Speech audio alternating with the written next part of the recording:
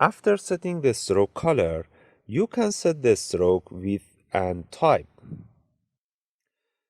The stroke type by default is the solid line, but you can change to the dashes or to the dots type. When you select the stroke type, you can also set the caps of each dash. It can be butt cap that creates squared ends that stop at the endpoints, round caps that creates semicircular ends that extend half the stroke width beyond the endpoints, and projecting cap that creates squared ends that extend half the stroke width beyond the endpoints. This option makes the stroke weight extend evenly in all directions around the path. Keep in mind that the caps are not visible unless the path is open.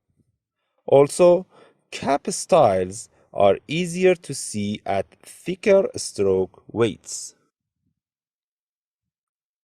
You can set the stroke alignment to be inside the path, center the path, or outside the path.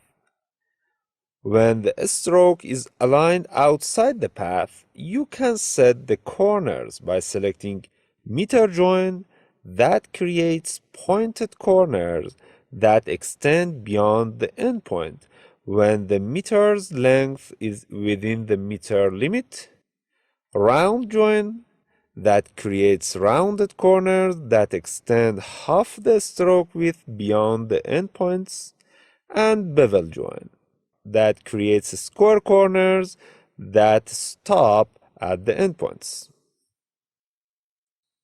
By clicking on the More Options button, you can access these options along with additional options to create your customized dash line strokes. For this, just check the dash line checkbox and then type in the value for dash and the value for gap. That's it.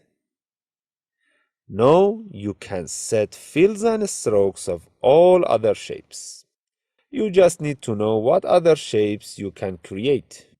In the next movie, I'll teach you how to draw a rounded rectangle.